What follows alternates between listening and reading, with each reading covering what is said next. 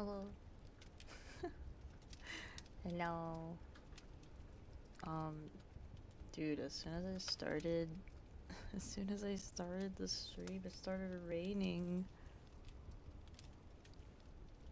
It's like raining really hard right now. It's raining really hard.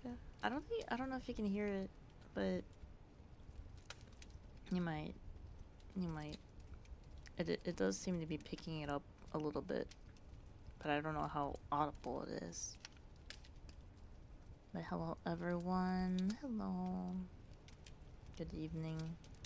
It's way earlier than usual for ASMR, and I usually do this on Sunday too, but I took Sunday off to pretty much like wind down from off-kai. Not that I was there, but you know, just to wind down from off-kai.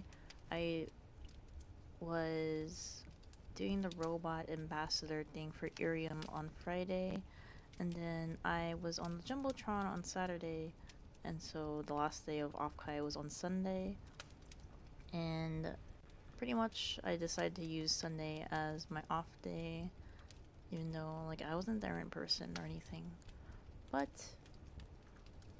I did want to, you know, I just wanted to chill. I wanted to chill on Sunday.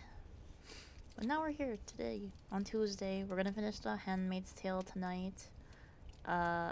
Unfortunately, I have something to do later on, so that's why I'm starting a bit earlier. Oh, I saw some flashing. There might be some thunder later, and I'm a little worried. You might have to hear that later. I don't know why it really decided the rain at this time because they knew I was doing ASMR. Oh. That's a little scary. But I hope everyone's doing well. I hope everyone is doing well. Oh. The only thing I'm worried about is that my dog is scared of thunder. He's very scared of like loud sounds. So he's already pacing around my room, and I'm a little worried that he's gonna start whimpering and crying. Hi Carefree, welcome in. Oh my god, he's already sneezing. He's like sneezing in protest. Hello. He's tweaking out a little bit. Oh. I've been missing all your streams. It's okay, Carefree. It's okay. It's alright. I've just been the yapper. Hope you've been doing well though. Yeah, the only concern I have about the rain really, I don't really care if you could hear the rain through the, like if it like beats down on my window. It's the fact that my dog is scared of it, so he's definitely going to make a lot of noise if that's the case. But it's okay, Carefree. I'm not happy about this, but I got good news I don't think I told you about. We will talk later, okay? Please tell me later. I would love to hear about it if it's good news. But yeah, we're back into the thick of it. Well, we're escaping the thick of it because we are gonna finish The Handmaid's Tale. I think we literally only have we're on 251. We only have 40 pages, I think. Unless I want to read like the very end, which is like the author notes, then that would make it 315. As much as I'm curious about what she wrote. Yeah, it ends at page 295. So 295 it ends, and we're at 251. So this is gonna be a bit of a short stream. I might do some VOD surgery, and I'm gonna combine this VOD with the last Handmaid Tale VOD. So it's not like two short VODs and then you get like, because in the last stream I did reading and then I did some chatting for a little bit. So I'll probably like maybe, I don't know, cut that off. I don't know. But I mean, it's supposed to be a VOD channel though. So maybe it's okay to just have the VOD as it is over there. Maybe, okay, wait, maybe after all this I will, oh, actually.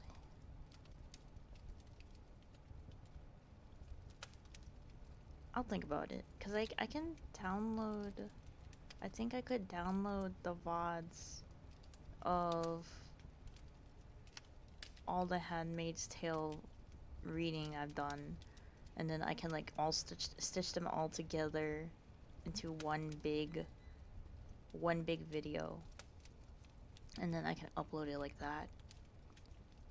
Hello user XD, welcome in. So I haven't drank water in a bit, so I apologize, my voice sounds a bit scratchy.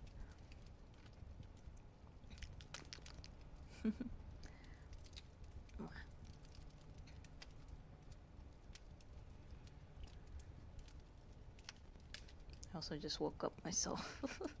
I took a nap right before this, and it was not a good one. Like, I kept waking up just in case because I was like scared that it was gonna hit 9 p.m. and I wasn't sure if I was gonna oversleep. So I kept waking up like at random intervals just to make sure I was checking the time and whatnot. But now we're here. And we are gonna finish the Handmaid's Tale. Okay. I should just start now, so I have less to cut down. I'll figure it out how I want to cut the video and put it all together. But I think it'd be nice to have just like a single video where everything is cut together and you don't have any like in-betweens, you don't have me chatting in between. But then that requires me to like have to actually watch my VOD just so I can take out every bit of like dead air and whatnot.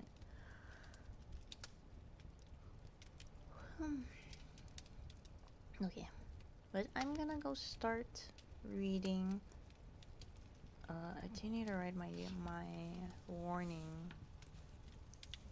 I don't know how much sensitive content there will be. Warning. There are sensitive and uncomfortable topics that will be read. Please listen with discretion and put your comfort first. What time is it there? It is... It's 9:15 p.m. Usually I have these at midnight, but I have some things to do later on, so I'm doing it a bit earlier than usual. 9:15 p.m. Blah.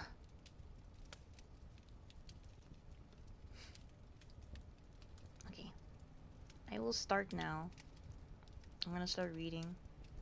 Remind you that we're starting at 251. We have 44 pages to read because it ends at 295.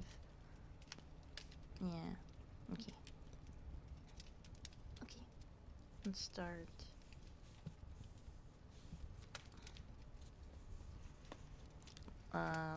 If anyone says anything, I will prioritize reading the book. If you have anything you need to say to me, I will probably respond to it after I finish the chapter, at least. Okay? So be patient. Don't leave before I respond to you, okay? Okay. I start reading.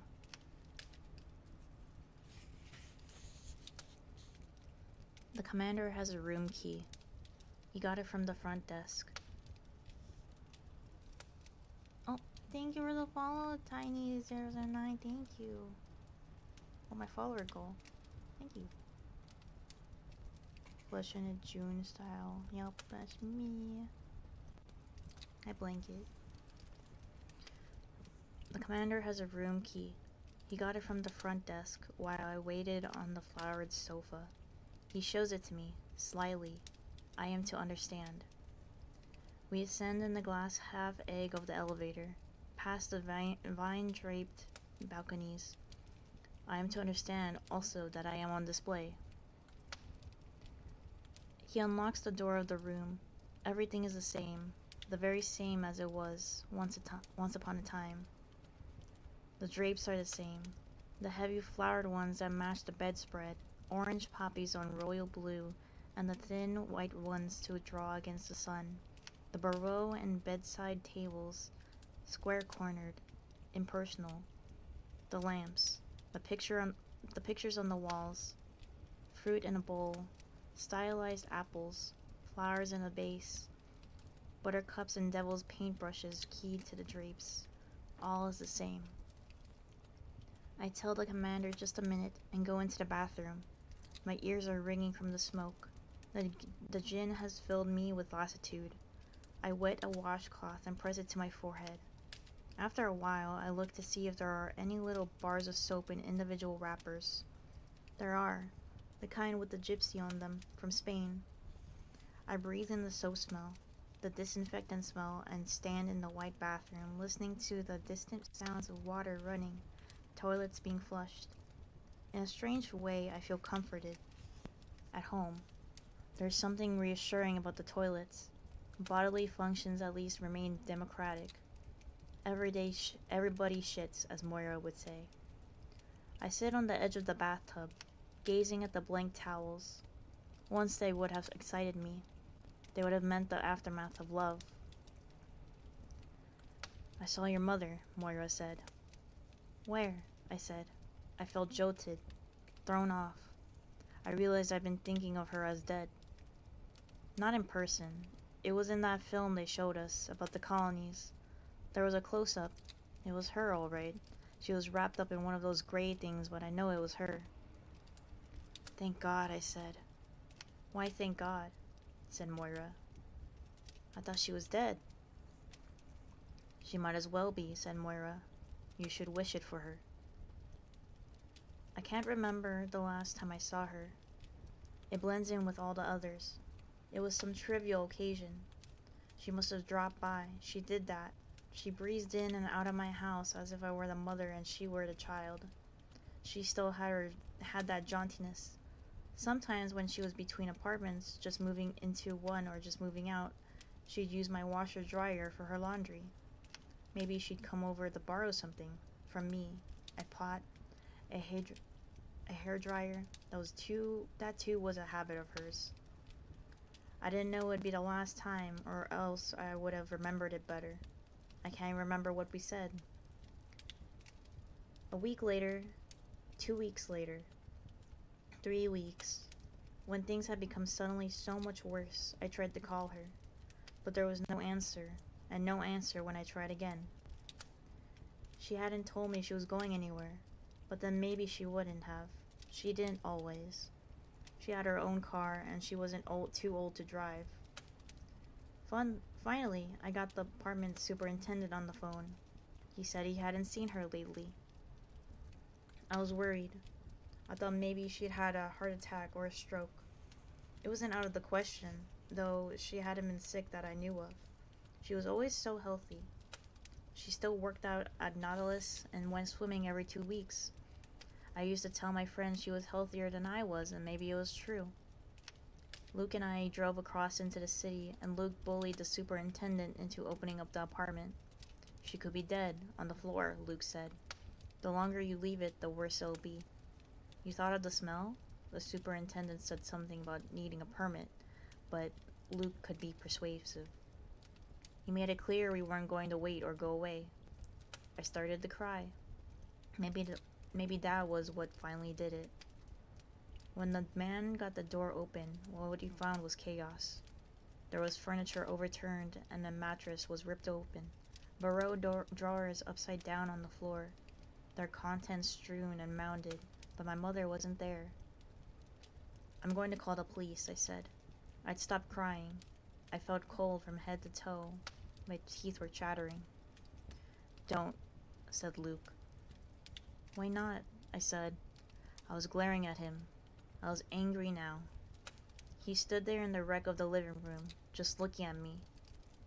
He put his hands into his pockets, one of those aimless gestures people make when they don't know what else to do. "Just don't," is what he said.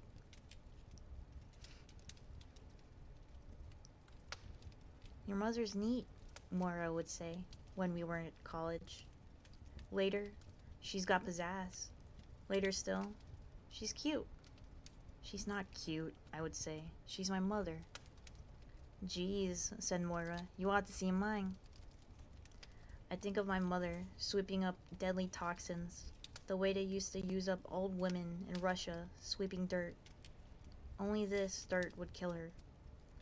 I just can't quite believe it.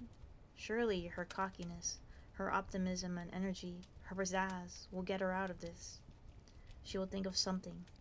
But I know that isn't true. It is just passing the buck, as children do to mothers. I've mourned for her already, but I will do it again and again. I bring myself back to the hotel. This is where I need to be. Now, in this ample mirror under the white light, I take a look at myself. It's a good look, slow and level. I'm a wreck. The mascara has smudged again, despite Moira's repairs. The purplish lipstick has bled. Hair trails aimlessly. The molting pink feathers are tawdry as carnival dolls, and some of the starry sequins have come off.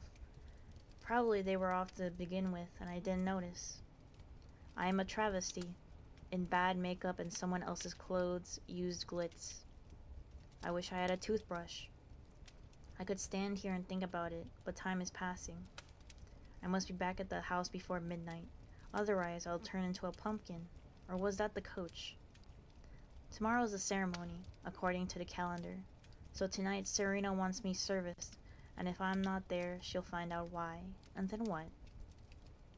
And the commander, for a change, is waiting. I can hear him pacing in the main room. Now he pauses outside the bathroom door, clears his throat. A stagey ahem. I turn on the hot water tap to signify readiness or something approaching it. I should get this over with. I wash my hands. I must beware of inertia. When I come out, he's lying down on the king-size bed with, I note, his shoes off. I lie down beside him. I don't have to be told.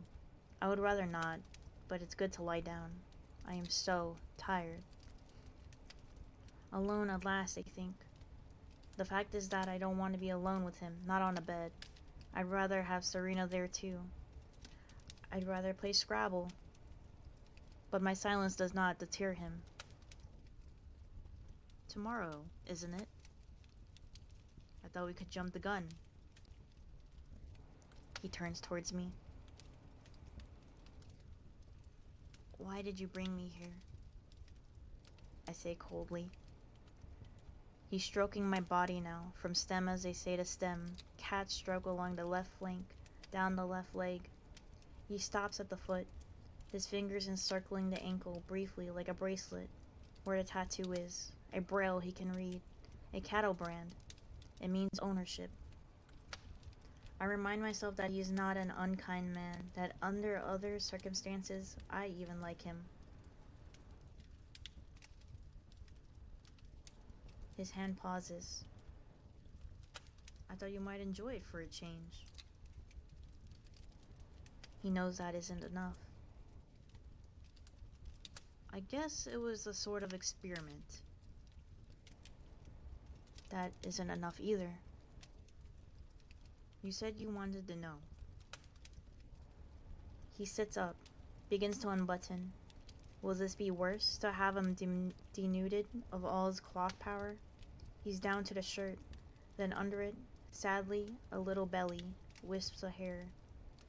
He pulls down one of my straps, slides his other hand in among the feathers, but it's no good. I lie there like a dead bird. He's not a monster, I think. I can't afford pride or aversion. There are all kinds of things that have to be discarded under the circumstances. Maybe I should turn the lights out, says the commander, dismayed and no doubt disappointed. I see him for a moment before he does this. Without his uniform, he looks smaller, older, like something being dried. The trouble is that I can't be, with him, any different from the way I usually am with him. Usually I'm inert. Surely there must be something here for us, other than this futility and bathos. Fake it, I scream at myself in my head. You must remember how. Let's get this over with, or you'll be here all night. Bestir yourself. Move your flesh around. Breathe audibly. It's the least you can do. That's the end of the chapter. Now we are approaching section 13, night. 2:59. I should get water. I should get water. Wow. Wait. Yeah. I don't know if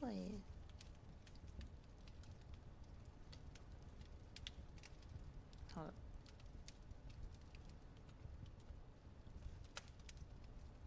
Okay. Sorry, I have to calibrate. I don't think I calibrated my model before this. Okay, also I think the rain calmed down. Just a little bit. Probably just enough. Ugh.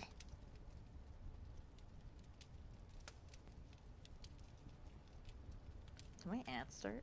No, they didn't.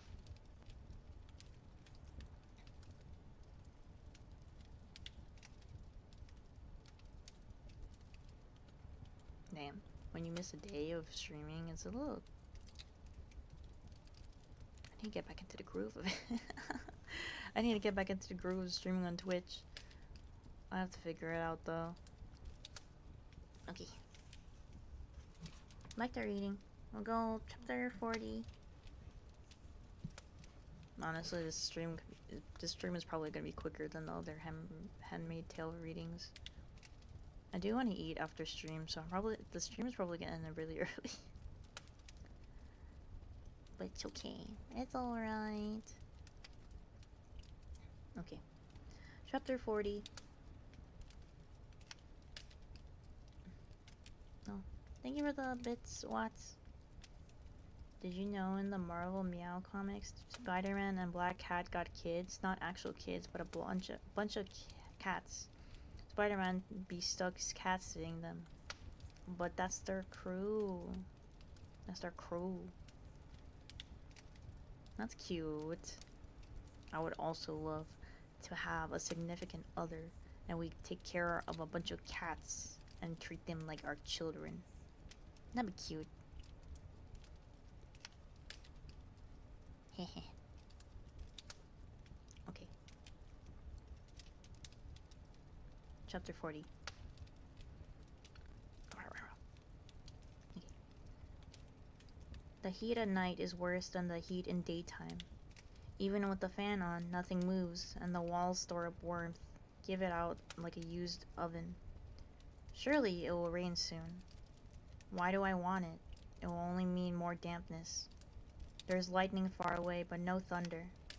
Looking out the window, I can see it, a glimmer, like the phosphorescence you get in stirred seawater, behind the sky, which is overcast and too low and a dull gray infrared. The searchlights are off, which is not usual, a power failure, or else Serena Joy has arranged it. I sit in the darkness, no point in having the light on, to advertise the fact that I'm still awake. I'm fully dressed in my red habit again, having shed the spangles, scraped off the lipstick with toilet paper. I hope nothing shows. I hope I don't smell of it, or of him either. She's here at midnight, as she said she'd be. I can hear her, a faint tapping, a faint shuffling on the muffling rug of the corridor, before her light knock comes. I don't say anything, but follow her back along the hall and down the stairs. She can walk faster. She's stronger than I thought. Her left hand clamps the banister, in pain maybe, but holding on, steadying her. I think she's biting her lip. She's suffering. She wants it all right, that baby. I see the two of us, a blue shape, a red shape, in the brief glass eye of the mirror as we descend. Myself, my obverse. We go out through the kitchen. It's empty. A dim night light's left on. It was the calm of empty kitchens at night. The bowls on the counter, the canisters and stoneware jars loom around and heavy through the shadowy night. The knives are put away into their wooden rack. I won't go outside with you, she whispers. Odd to hear her whispering as if she is one of us. Usually, wives do not lower their voices. You go out through the door and turn right. There's another door. It's open. Go up the stairs and knock. He's expecting you. No one will see you. I'll sit here. She'll wait for me then, in case there's trouble. In case Cora and Rita wake up, no one knows why. Come in from their room at the back of the kitchen. What will she say to them? That she couldn't sleep? That she wanted some hot milk? She'll be adroit enough to lie well. I can see that. The commander's in his bedroom upstairs, she says. He won't come down this late. He never does. That's what she thinks. I open the kitchen door, step out, wait a moment for vision. It's so long since I've been outside alone at night. Now there's thunder. The storm's moving closer. What has she done about the guardians? I could be shot for a prowler. Pay them off somehow, I hope. Cigarettes, whiskey, or maybe they know all about it. Her stud farm. Maybe if this doesn't work, she'll try them next. The door to the garage is only steps away. I cross, feet noiseless on the grass, and open it quickly, slip inside. The stairway is dark, darker than I can see. I feel my way up, stair by stair. Carpet here. I think of it as a mushroom colored. This must have been an apartment once, for a student. A young single person with a job. A lot of the big houses around here had them. A bachelor, a studio, those were the names for that kind of apartment. It pleases me to be able to remember this. Separate entrance, it would say in the ads, and that meant you could have sex unobserved. I reach the top of the stairs, knock on the door there. He opens it himself. Who else was I expecting? There's a lamp on. Only one, but enough light to make me blink. I look past him, not wanting to meet his eyes. It's a single room with a fold-out bed, made up, and a kitchenette counter at the end. And another door that must lead to the bathroom. This room is stripped down, military. Minimal. No pictures on the walls, no plants. He's camping out. The blanket on the bed is gray and says US. He steps back and aside to let me pass. He's in his shirt sleeves and is holding a cigarette, lit. I smell the smoke on him, in the warm air of the room all over. I like to take off my clothes, bathe in it, rub it all over my skin. No preliminaries. He knows why I'm here. He doesn't even say anything. Why fool around? It's an assignment. He moves away from me, turns off the light. Outside, like punctuation, there's a flash of lightning. Almost no pause, and then thunder. He's undoing my dress, a man made of darkness. I can't see his face, and I can hardly breathe, hardly stand, and I'm not standing. His mouth is on me, his hands. I can't wait, and he's moving already. Love. It's been so long. I'm alive in my skin again, arms around him, falling in water softly everywhere, never ending. I knew it might only be once. I made that up. It didn't happen that way. Here's what happened. I reach the top of the stairs, knock on the door. He opens it himself. There's a lamp on. I blink. I look past his eyes. It's a single room. The bed's made up, stripped down, military. No pictures, but the blanket says US. He's in his shirt sleeves. He's holding a cigarette. Here, he says to me. Have a drag. No preliminaries. He knows why I'm here. To get knocked up. To get in trouble. Up the pole. Those were all the names for it once. I take the cigarette from him, draw deeply in, hand it back. Our fingers hardly touch.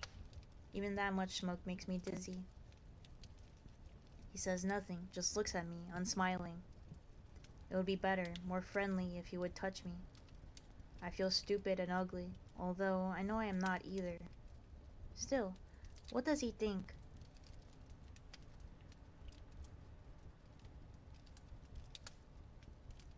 What does he think? Why doesn't he say something? Maybe he thinks I've been slutting around at Jezebel's with the commander or more. It annoys me that I'm even worrying about what he thinks. Let's be practical. I don't have much time, I say. This is awkward and clumsy.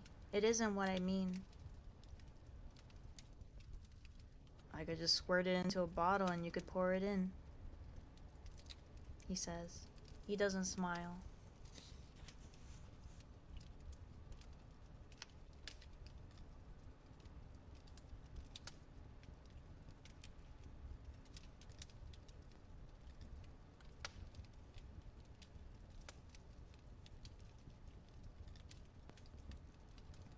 Wait.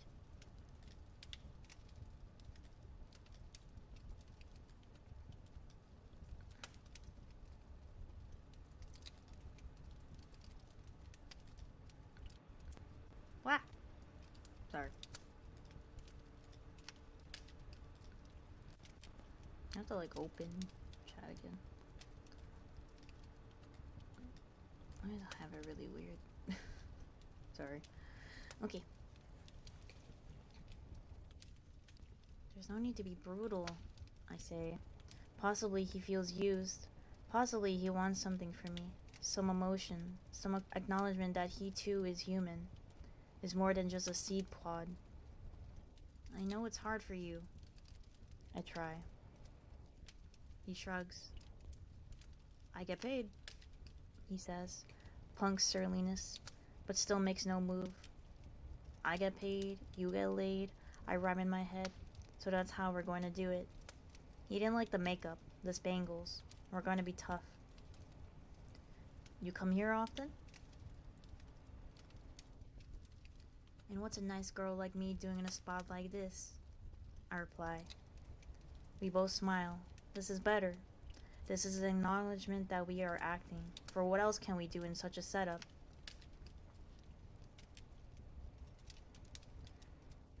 Abstinence makes the heart grow fonder. We're quoting from late movies from the time before, and the movies then were from the time before that.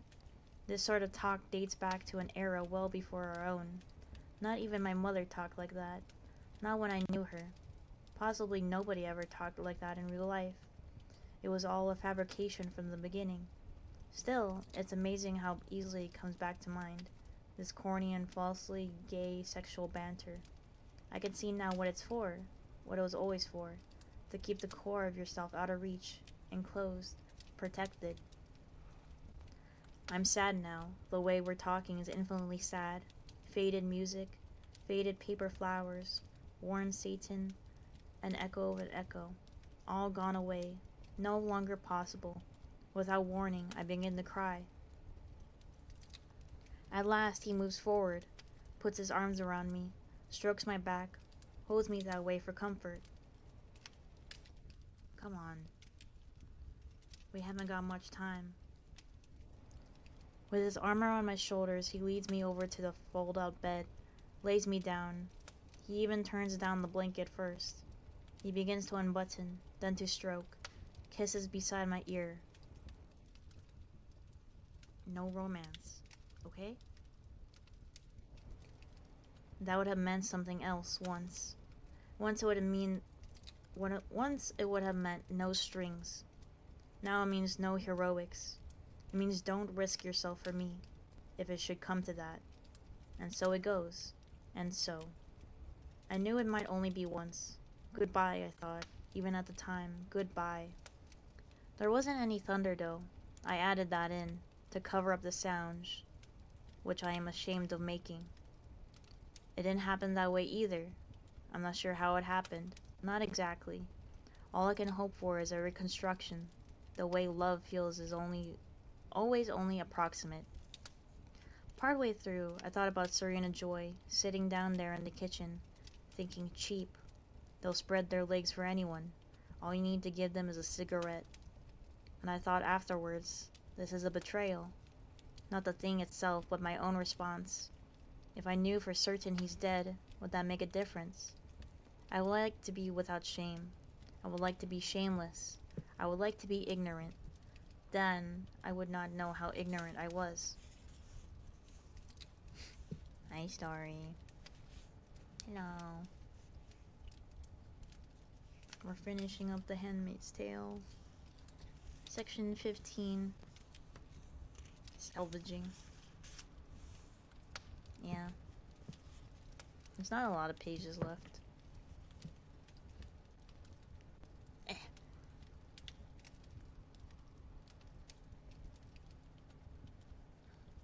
Ooh. My eyes are crusty because I took a nap before this. So my eyes are a bit crusty.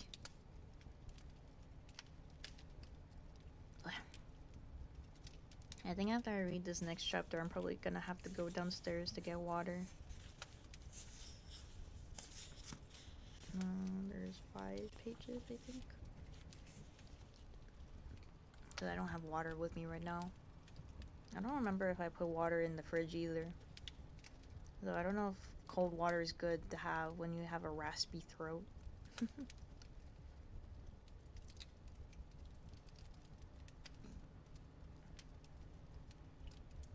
Okay.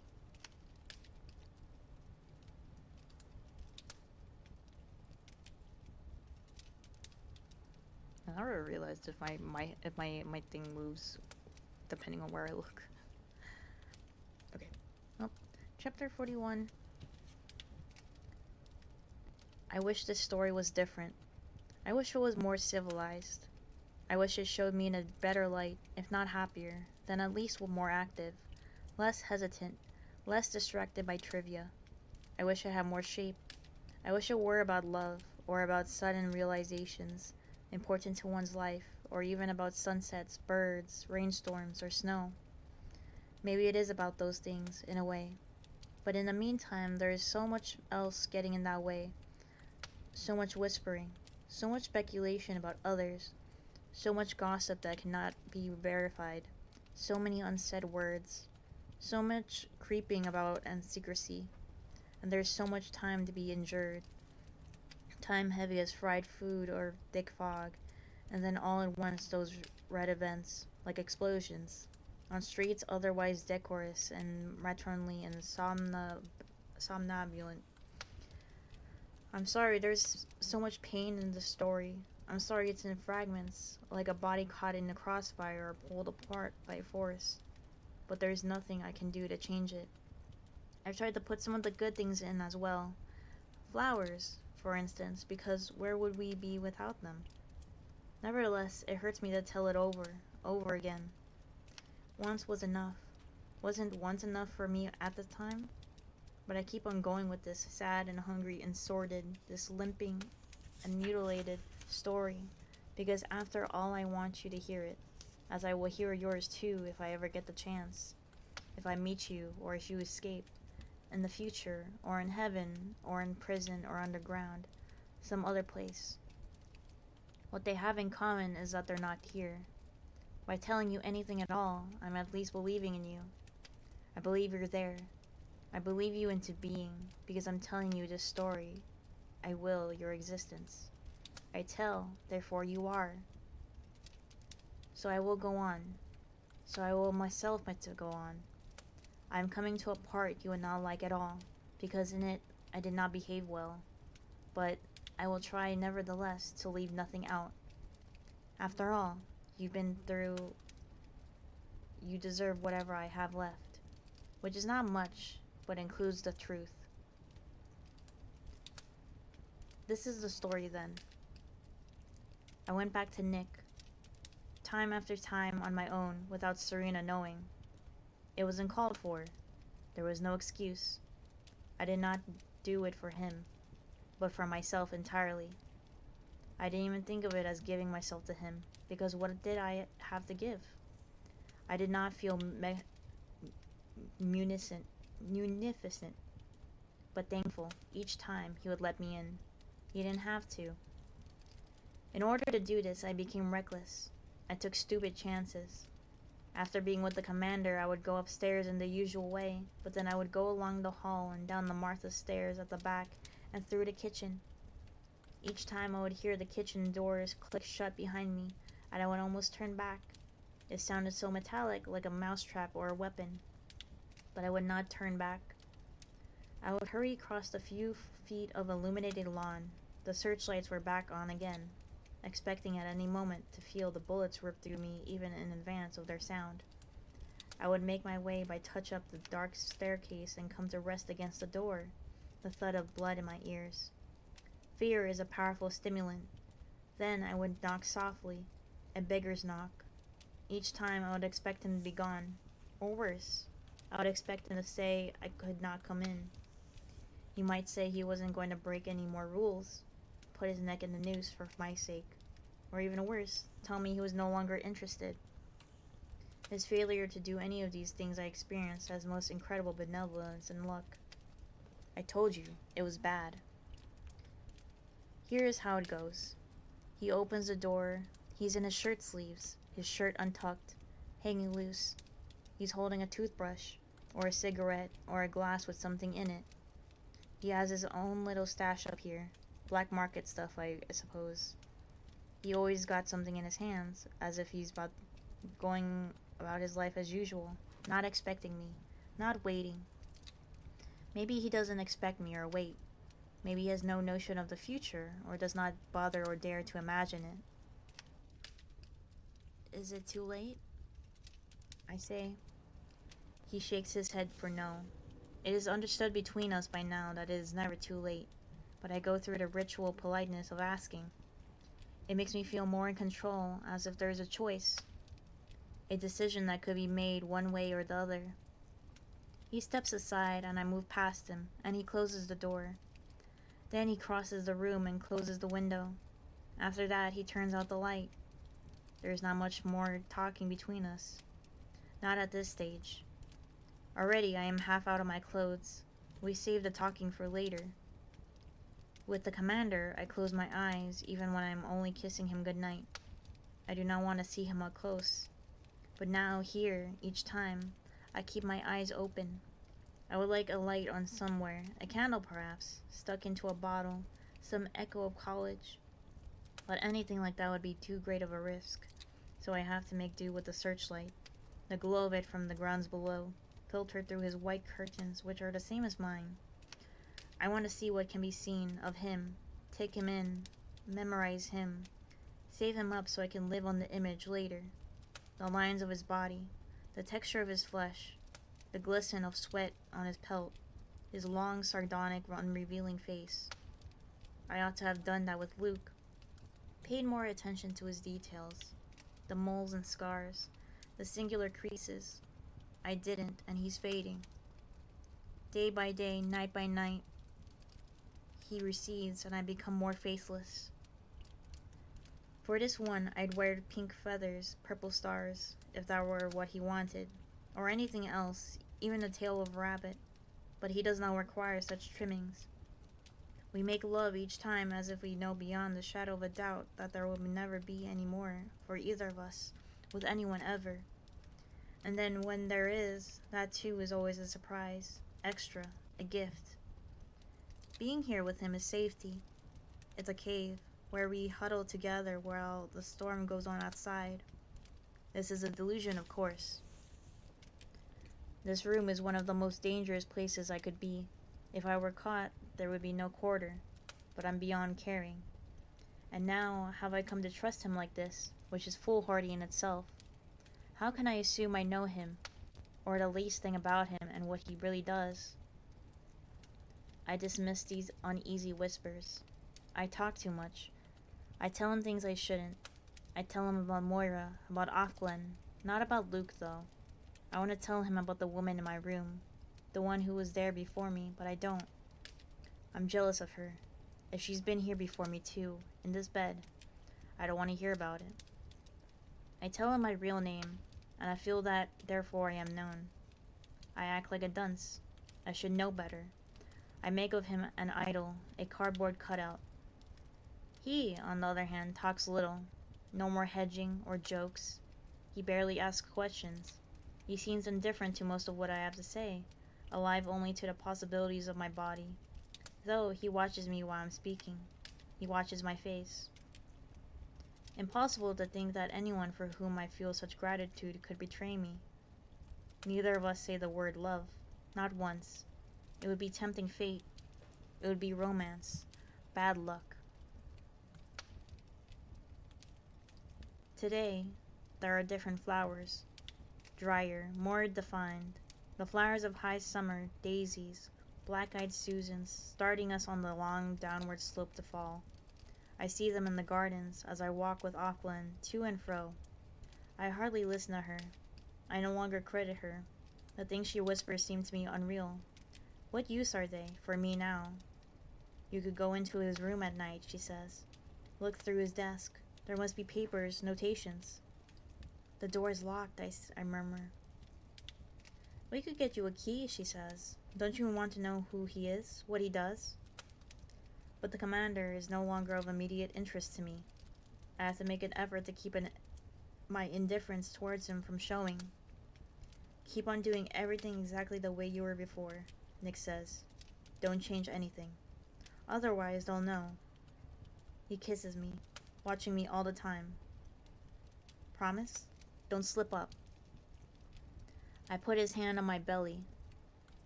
It's happened, I say. I feel it has. A couple weeks and I'll be certain. This, I know, is wishful thinking. He'll love you to death, he says. So will she. But it's yours, I say. It will be yours, really. I want it to be. We don't pursue this, however. I can't, I say to Auckland. I'm too afraid. Anyway, I'd be no good at that. I'd get caught. I scarcely take the trouble to sound regretful. So lazy have I become. We could get you out, she says. We can get people out if we really have to, if they're in danger, immediate danger. The fact is that I no longer want to leave, escape across the border to freedom. I want to be here with Nick, where I can get at him. Telling this, I'm ashamed of myself, but there's more to it than that. Even now, I can recognize this admission as a kind of boasting. There's pride in it, because it demonstrates how extreme and therefore justified it was for me. How well worth it. It's like stories of illness and near death, from which you have recovered. Like stories of war, they demonstrate seriousness. Such seriousness about a man, then, had not seemed possible to me before. Some days I was more rational. I did not put it to myself in terms of love. I said, I have made a life for myself here, of a sort. That must have been what the settlers' wives thought, and women who survived wars if they still had a man. Humanity is also adaptable, my mother would say. Truly amazing what people can get used to as long as there are few compensations. It won't be long now, says Cora, doling out my monthly stack of sanitary napkins. Not long now, smiling at me shyly, but also knowingly. Does she know? Do she and Rita know what I'm up to, creeping down their stairs at night? Do I give myself away, daydreaming, smiling at nothing, touching my face lightly when I think they aren't watching? Offglen is giving up on me. She whispers less, talks more about the weather. I do not feel regret about this. I feel relief. Damn. So after she doesn't quite love Nick, but she does not want to leave now. She's like thinking this is way better than whatever. She's like saying, "Oh yeah, I don't really care about what they have plans for us now. I just want to stay here with this guy that uh the wife has set me up with in attempts to get like a baby and stuff." Wah. So I should get some water. So I'm gonna be right back. B.O.B. B.O.B.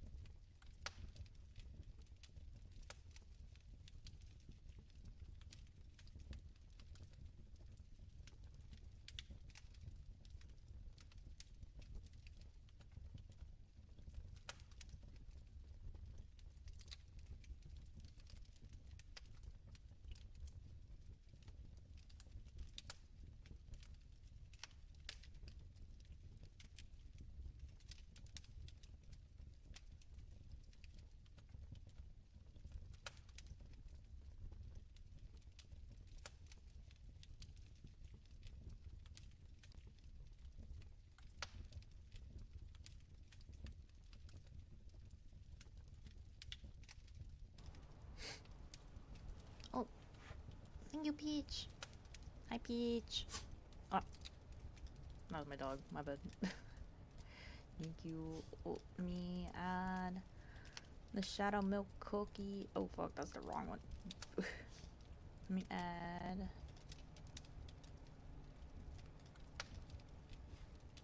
Yeah. Hi, June. Oh, I forgot that I made you mod. Damn. Put him over here. Hello, princess. No. I got water. I forgot that I didn't feed soup either, so I had to feed soup while I was down there. That's why it took a little bit longer.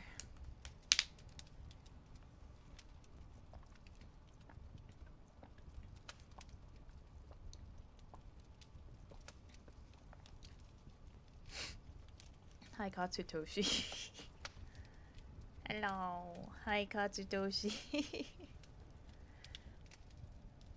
I see you had the time to stop by. Welcome in. Hello. Oh, hi, cat. Hiya. I just got back from getting some water. Very crisp, nice cold water. The oh hi cat, and then hello princess. I'm so tempted to do something to you that I do to troll friends and other streams where I'm mod. Oh no, Peach is gonna ban. He's gonna ban him. Oh.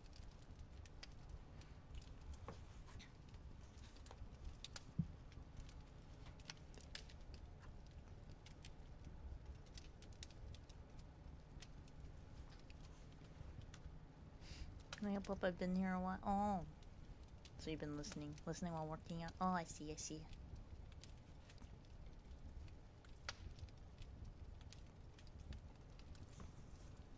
Okay. Thanks for listening. Yeah. Guard sees them, man. It's okay. This is good listening for. I mean, technically it's an audiobook. Oh! Peach Boba Tea has timed out Katsutoshi Dorizuki for 1 second. Reason you have been seized by the guards. Lose a turn. I can't throw hands right now. Arms day. I hope your arms do not end up being very sore by the end of it. It's okay. This is the library. You cannot. No, his messages were deleted. I forgot that after you time out someone or you ban someone, their messages get deleted too. Oh. Man.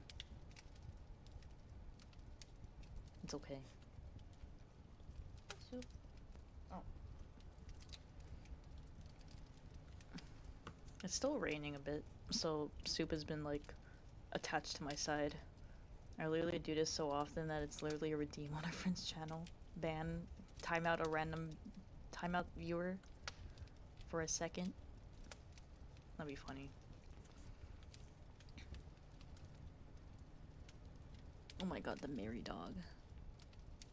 What a lad.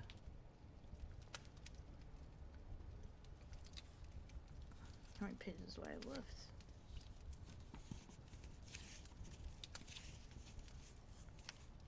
$2.95. Okay. So I have like 22 pages. Except on their channel, I have express permission to time out folks for about 5 minutes when the command drops. I see. Torquing it. Did I say that word right? Torquing?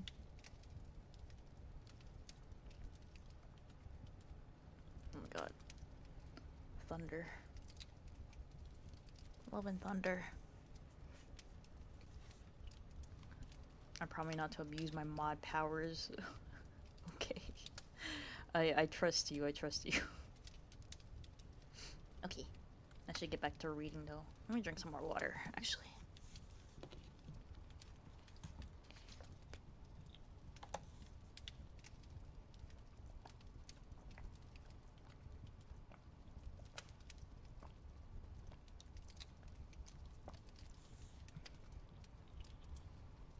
Yeah, you got it.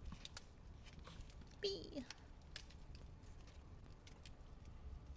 There's so many things on my desk right now. Jube. Hi, Yuxty. Thank you for the hydrate redeem. I just drink water, so I'm not gonna do it again. That sounds like some quality sip. It was. Very, very nice and crispy water. Boo. I just drank some. Hey, bro. Hi, Gabby.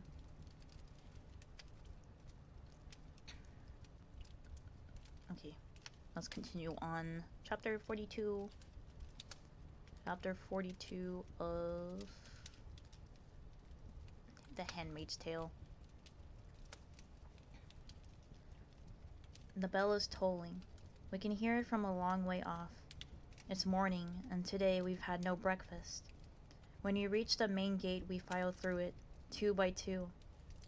There's a heavy contingent of guards, special detail angels with riot gear, the helmets with the bulging dark plexiglass visors that make them look like beetles, the long clubs, the gas canister guns, in cordon around the outside of the wall. That's in case of hysteria. The hooks on the wall are empty. This is a district salvaging, for women only. Salvagings are always segregated. It was announced yesterday. They tell you only the day before. It's not enough time to get used to it. To the tolling of the bell, we walk along the paths once used by students, past buildings that we were once lecture halls and dormitories. It's very strange to be in here again. From the outside, you can't tell that anything's changed, except that the blinds on most of the windows are drawn down. These buildings belong to the eyes now. We file onto the wide lawn in front of what used to be the library.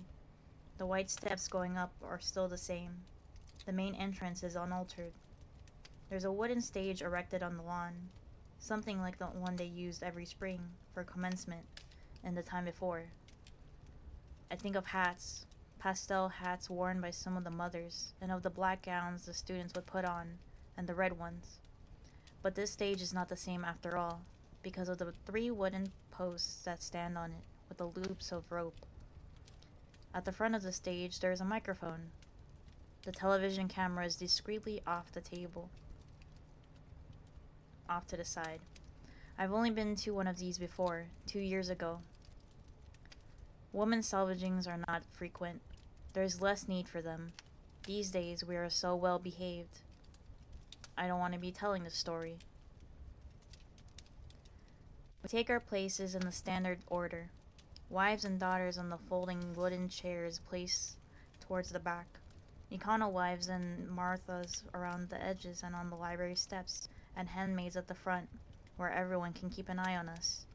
We don't sit on chairs, but kneel, and this time we have cushions, small red velvet ones with nothing written on them, not even faith. Luckily, the weather is all right, not too hot, cloudy, bright. It would be miserable kneeling here in the rain. Maybe that's why they leave it so late to tell us, so they'll know what the weather will be like. That's as good as a reason as any. I kneel on my red velvet cushion. I try to think about tonight, about making love in the dark, and the light reflected off the white walls. I remember being held. There's a long piece of rope that winds like a snake in front of the first row of cushions, along the second, and back through the lines of chairs, bending like a very old, very slow river viewed from the air, down to the back. The rope is thick and brown and smells of tar. The front end of the rope runs up onto the stage. It's like a fuse, or the string of a balloon. On the stage to the left are those who are to be salvaged, 2 handmaids, 1 wife. Wives are unusual, and despite myself, I look at this one with interest. I want to know what she has done. They have been placed here before the gates were opened. All of them sit on folding wooden chairs, like graduating students who are about to be given prizes. Their hands rest in their laps, looking as if they are folded sedately. They sway a little. They've probably been given injections or pills, so they won't make a fuss. It's better if things go smoothly.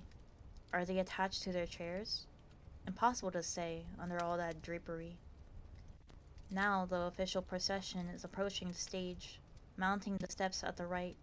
3 women, 1 aunt in front, 2 salvagers in their black hoods and cloaks and pace behind her. Behind them are the other aunts. The whisperings among us hush. The 3 arrange themselves, turn towards us. The aunt flanked by the 2 black-robed salvagers. It's Aunt Lydia. How many years since I have seen her? I've begun to think she existed only in my head, but here she is, a little older. I have a good view. I can see the deepening furrows to either side of her nose, the engraved frown. Her eyes blink. She smiles nervously, peering to left and right, checking out the audience and lifts a hand to fidget with her headdress. An odd, strangling sound comes over the PA system. She is clearing her throat. I've begun to shiver. Hatred fills my mouth like spit. The sun comes out, and the stage and its occupants light up like a Christmas krish. I can see the wrinkles under Aunt Lydia's eyes, the pallor of the seated woman, the hairs on the rope in front of me on the grass, the blades of grass. There's a dandelion right in front of me, the color of egg yolk. I feel hungry. The bell stops tolling. Aunt Lydia stands up, smooths down her skirt with both hands, and steps forward to the mic. "Good afternoon, ladies," she says, and there's an instant and ear-splitting feedback whine from the PA system. And from among us, incredibly, there is laughter. It's hard not to laugh. It's the tension and the look of irritation on Aunt Lydia's face as she adjusts the sound. This is supposed to be dignified. "Good afternoon, ladies," she says again, her voice how teeny and flattened. It's ladies instead of girls, because of the Y's. I'm sure we are all aware of the unfortunate circumstances that bring us all here together on this beautiful morning, when I am certain we would all rather be doing something else. At least I speak for myself, but duty is a hard taskmaster, or may I say on this occasion, taskmistress, and it is in the name of duty that we are here today. She goes on like this for some minutes, but I don't listen. I've heard the speech, or one like it, often enough before. The same platitudes, the same slogans, the same phrases, the torch of the future, the cradle of the race, the task before us. It's hard to believe there would not be polite clapping after this speech, and tea and cookies served on the lawn. That was the prologue, I think. Now she'll get down to it.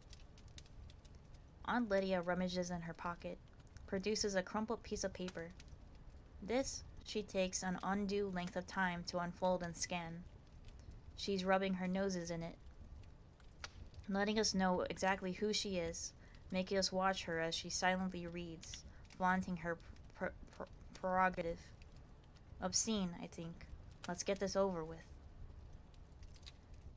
In the past, it has been the custom to precede the actual salvagings with a detailed account of the crimes of which the prisoners stand convicted. However, we have found that such a public account, especially when televised, is invariably followed by a rash, if I may call it that, an outbreak, I should say, of exactly similar crimes. So we have decided in the best interest of all to discontinue this practice. The salvagings will proceed without further ado. A collective murmur goes up from us. The crimes of others are a secret language among us. Through them, we show ourselves what we might be capable of after all. This is not a popular announcement, but you would never know it from Aunt Lydia, who smiles and blinks as if washed in applause. Now we are left to our own devices, our own speculations. The first one, the one they're now raising from her chair, black gloved hands on her upper arms, reading. No, that's only a hand cut off. On the third conviction, on chastity, or an attempt on the life of her commander, or the commander's wife, more likely. That's what we're thinking. As for the wife, there's mostly just one thing they get salvaged for. They can do almost anything to us, but they aren't allowed to kill us. Not legally. Not with knitting needles or garden shears or knives purloined from the kitchen, and especially not when we are pregnant. It could be adultery, of course. It could always be that, or attempted escape. Off Charles, Aunt Lydia announces. No one I know. The woman is brought forward. She walks as if she's really concentrating on it. One foot, the other foot. She's definitely drugged. There's a groggy, off-center smile in her mouth. One side of her face contracts, an uncoordinated wink aimed at the camera. They'll never show it out, of course. This isn't live. The two salvagers tie her hands behind her back. From behind me, there's a sound of retching. That's why we don't get breakfast.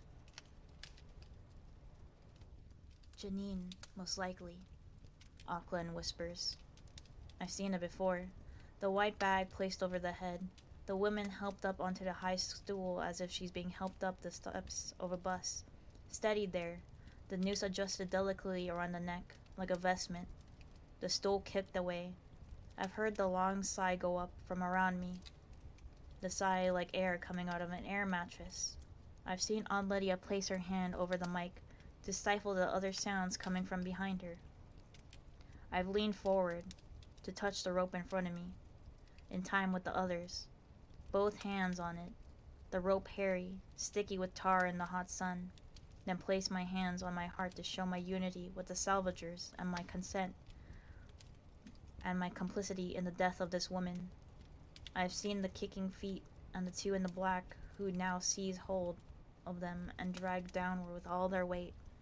I don't want to see it anymore. I look at the grass instead. I describe the rope.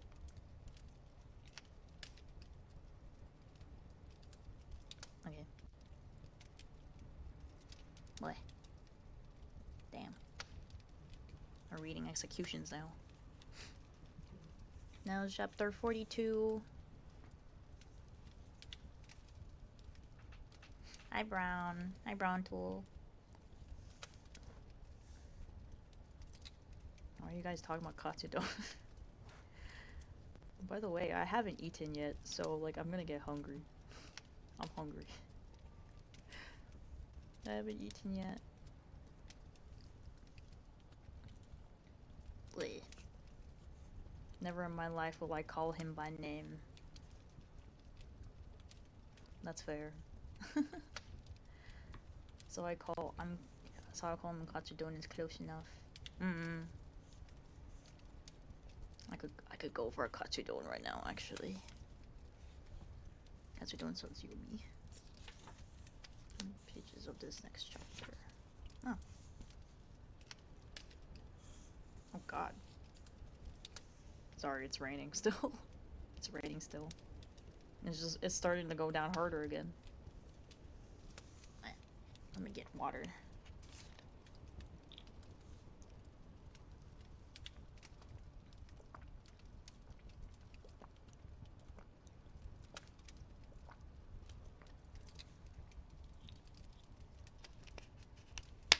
Oh, sorry. Hey. Okay. Chapter 43. The three bodies hang there, even with the white sacks over their heads looking curiously stretched, like chickens strung up by the necks in a meat shop window, like birds with their wings clipped, like flightless birds, wrecked angels. It's hard to take your eyes off them. Beneath the hems of the dresses, the feet dangle, 2 pairs of red shoes, 1 pair of blue. If it weren't for the ropes and the sacks, it could be a kind of dance, a ballet, caught by flash camera mid-air. They look arranged. They look like showbiz. It must have been Aunt Lydia who put the blue one in the middle. Today's salvaging is now concluded, Aunt Lydia announces into the mic. But... We turn to her, listen to her, watch her. She has always known how to space her pauses. A ripple runs over us, a stir. Something else, is going to happen. But you may stand up and form a circle.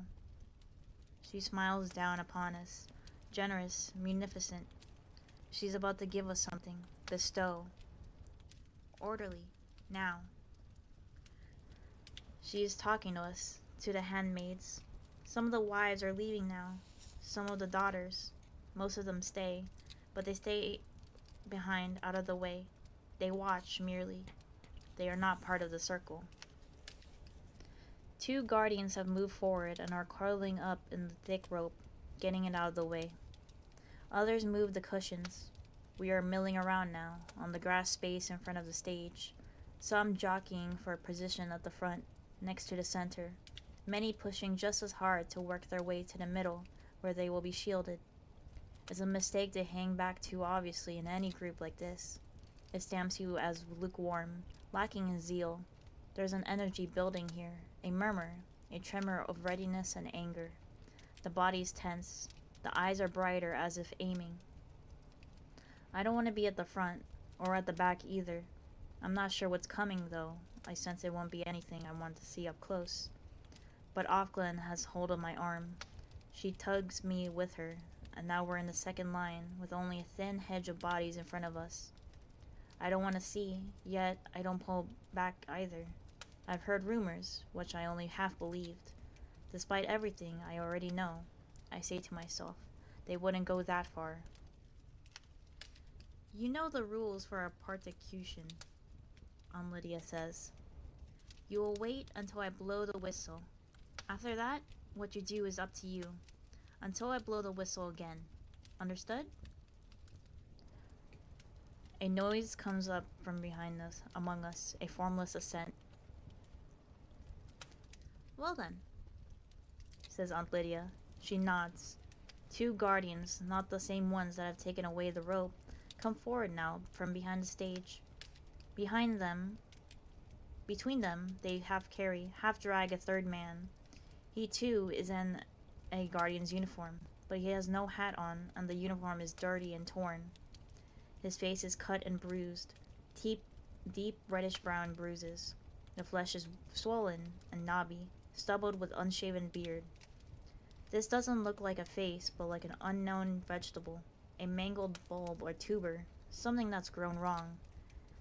Even from where I'm standing, I can smell him. He smells of shit and vomit. His hair is blonde and falls over his face. Spiky with what? Dried sweat? I stare at him with revulsion. He looks drunk. He looks like a drunk that's been in a fight. Why have they brought a drunk in here? This man, says Aunt Lydia, has been convicted of rape. Her voice trembles with rage and a kind of triumph. He was once a guardian. He has disgraced his uniform. He has abused his position of trust. His partner in viciousness has already been shot. The penalty for rape, as you know, is death. Deuteronomy 22, 23, 29. I might add that this crime involved 2 of you and took place at gunpoint. It was also brutal. I will not offend your ears with any details except to say that one woman was pregnant and the baby died. A sigh goes up from us. Despite myself, I feel my hands clench. It is too much, this violation. The baby too, after what we go through. It's true, there is a bloodlust. I want to tear, gouge, rend. We jostle forward, our heads turn from side to side, our nostrils flare, sniffing death. We look at one another, seeing the hatred. Shooting was too good. The man's head swivels groggily around. Has he even heard her? Aunt Lydia waits a moment, then she gives a little smile and raises her whistle to her lips. We hear it, shrill and silver, an echo from a volleyball game of long ago. The 2 guardians let go of the 3rd man's arms and step back. He staggers. Is he drugged? And falls to his knees. His eyes are shriveled up inside the puffy flesh of his face, as if the light is too bright for him. They've kept him in darkness. He raises one hand to his cheek, as though to feel if he's still here. All of this happens quickly, but it seems to be slowly. Nobody moves forward. The women are looking at him with horror, as if he's a half-dead rat dragging himself across the kitchen floor. He's squinting around at us, that circle of red women. One corner of his mouth moves up, incredible. A smile. I try to look inside him, inside the trash face, see what he must really look like. I think he's about 30. It isn't Luke. But it could have been. I know that. It could be Nick. I know that whatever he's done, I can't touch him. He says something. It comes out thick, as if his throat is bruised, his tongue huge in his mouth, but I hear it anyway. I didn't... There's a surge forward, like a crowd at a rock concert in the former time, when the doors open, that urgency coming like a wave through us. The air is bright with adrenaline. We are permitted anything, and this is freedom. In my body also. I'm reeling, red spreads everywhere. But before that tide of cloth and bodies hits him, Auckland is shoving through the women in front of us, propelling herself with her elbows, left, right, and running towards him. She pushes him down sideways, then kicks his head viciously. 1, 2, 3 times, sharp, painful jabs with the foot, well aimed. Now there are sounds, gasps, a low noise like growling, yells, and the red bodies tumble forward, and I can no longer see. He's obscured by arms, fists, feet. A high scream comes from somewhere, like a horse in terror. I keep back, try to stay on my feet. Something hits me from behind. I stagger. When I regain my balance and look around, I see the wives and daughters leaning forward in their chairs, the aunts on the platform glazing down with interest. They must have a better view from up there.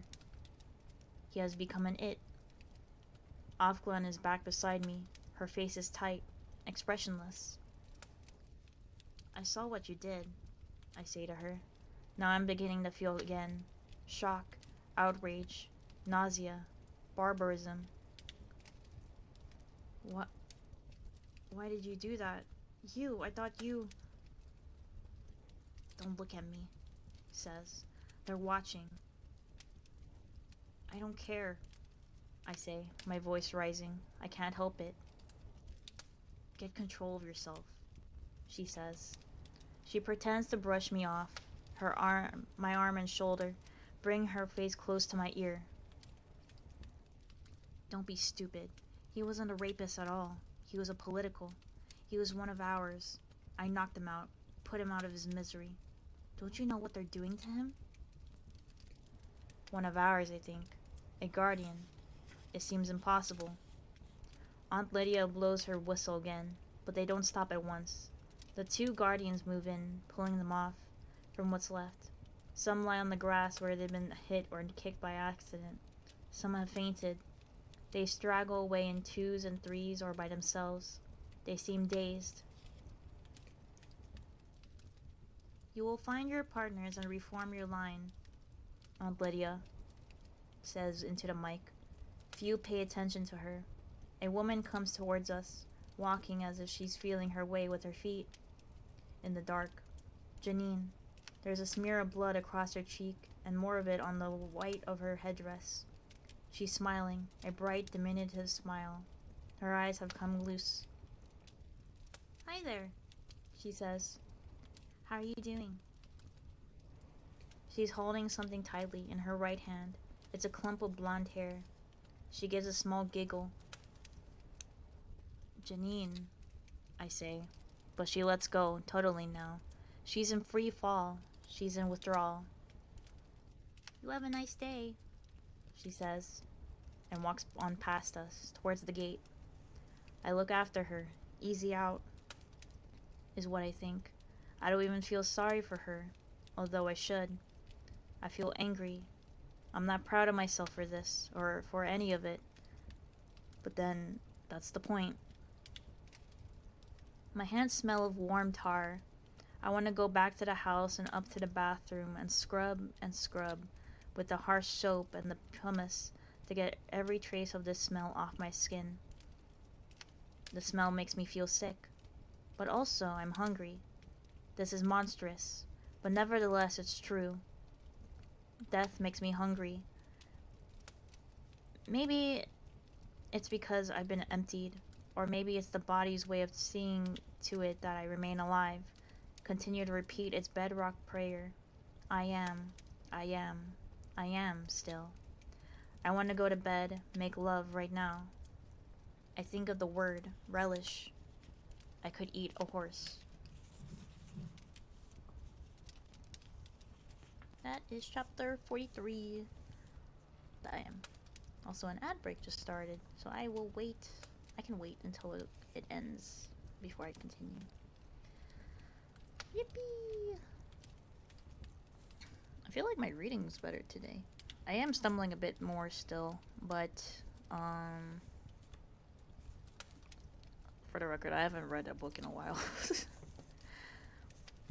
Also, I feel like I've talked about this before, but I have a bit of trouble, like, when I'm,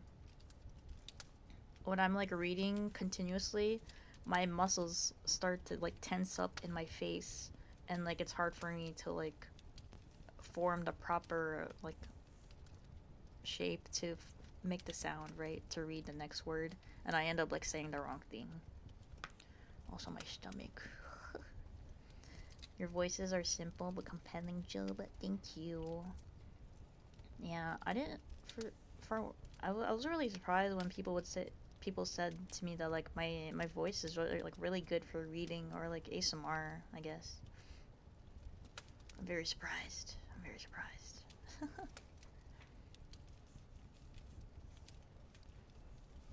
But thank you. I'm glad my voice is nice and simple and compelling, I suppose. Also, we're approaching the end. We only have like a good several pages left.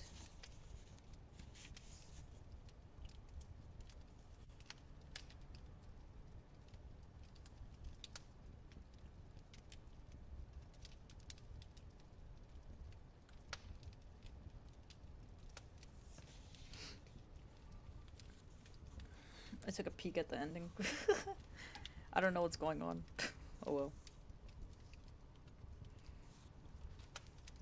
I'm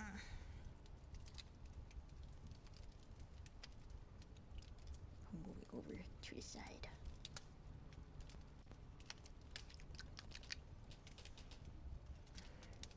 Oh. Oh, the ad break is finished. Okay, before I actually continue, I haven't shielded it on here either yet. Let me get it.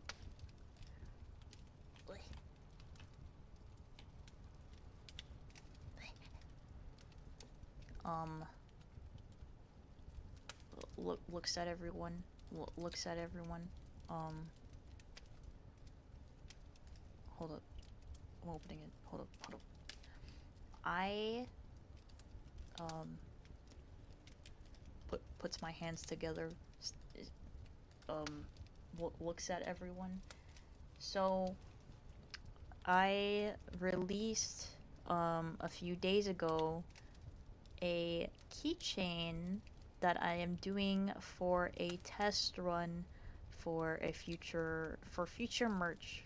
Pretty much I got like the go ahead to sell merch on a storefront thingy, and so I made like a test run keychain and I already put it on sale. I haven't advertised it on my socials. I've only advertised it in my server and a friend's server, and I told people that, like, oh yeah, because I don't plan to, this is just a test run, I don't plan to like advertise it further. I don't, like, it's just like yeah, first you're my test dummies, pretty much. And so basically, do I have the images, like the reference images? Basically, oh, I don't. Okay, hold up. Let me get the...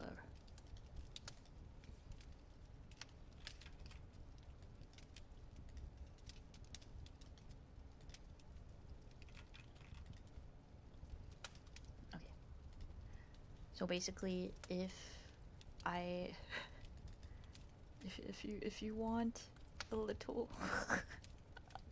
if you want a little June keychain for like $10, everyone's telling me to like raise the price, but then like I said, this is a test run, so it's only like $10.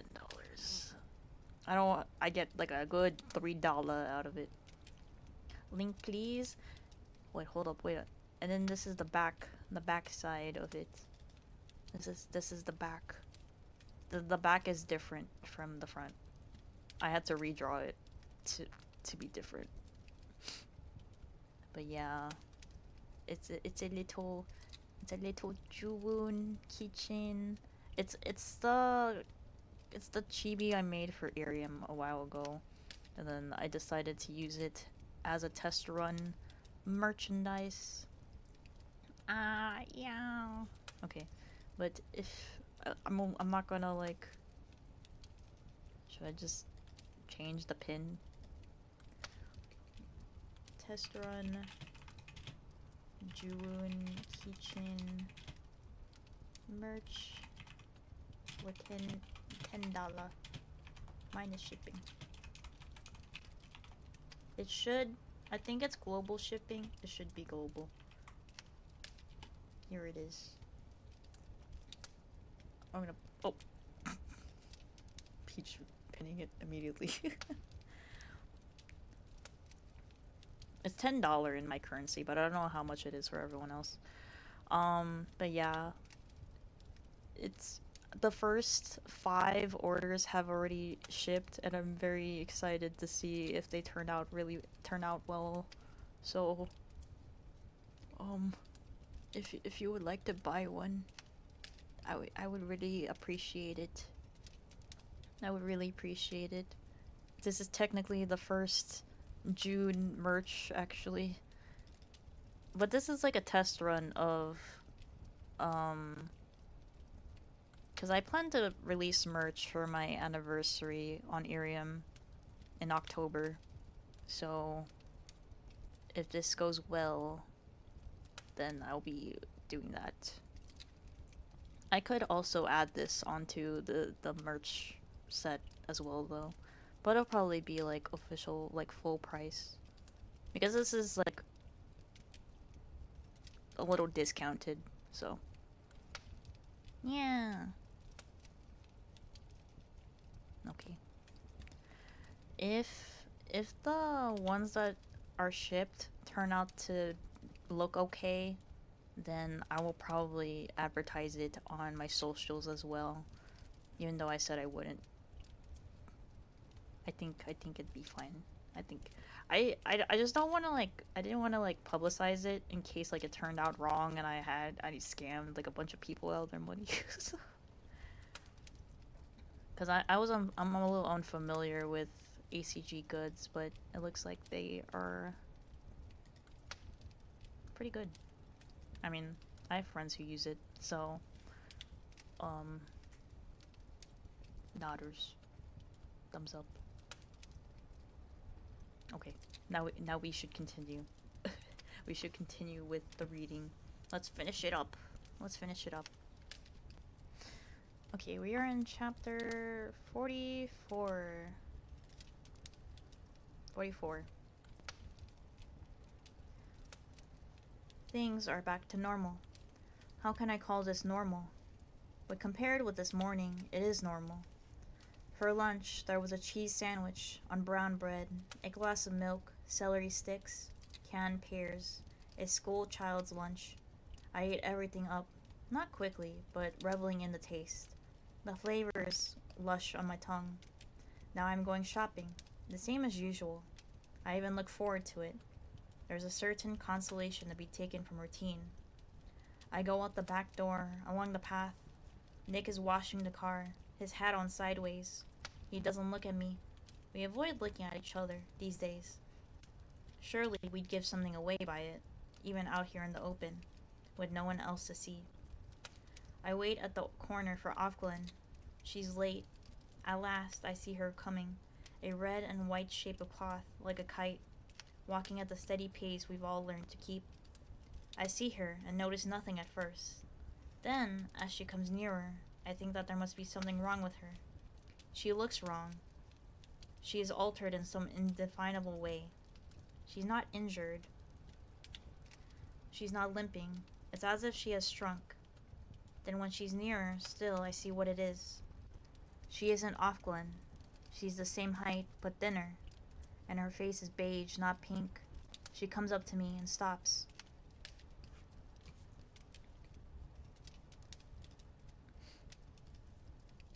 Blessed be thy fruit, she says, straight-faced, straight-laced.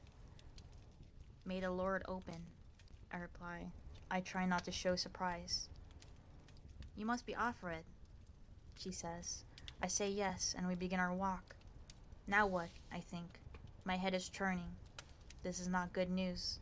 What has become of her? How do I find out without showing too much concern? We aren't supposed to form friendships, loyalties among one another. I tried to remember how much time Offglen has to go at her present posting. We've been sent good weather, I say, which I receive with joy. The voice is placid, flat, unrevealing. We pass the first checkpoint without saying anything further. She's taciturn, but so am I.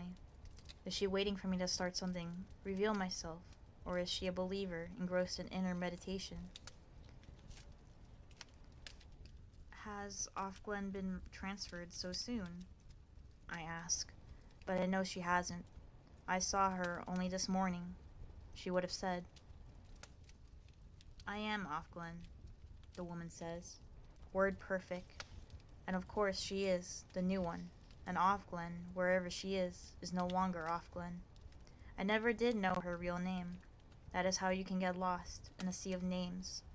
It wouldn't be easy to find her now. We go to Milk and Honey and to All Flesh, where I buy chicken and the new Offglen gets 3 pounds of hamburger. There are the usual lines.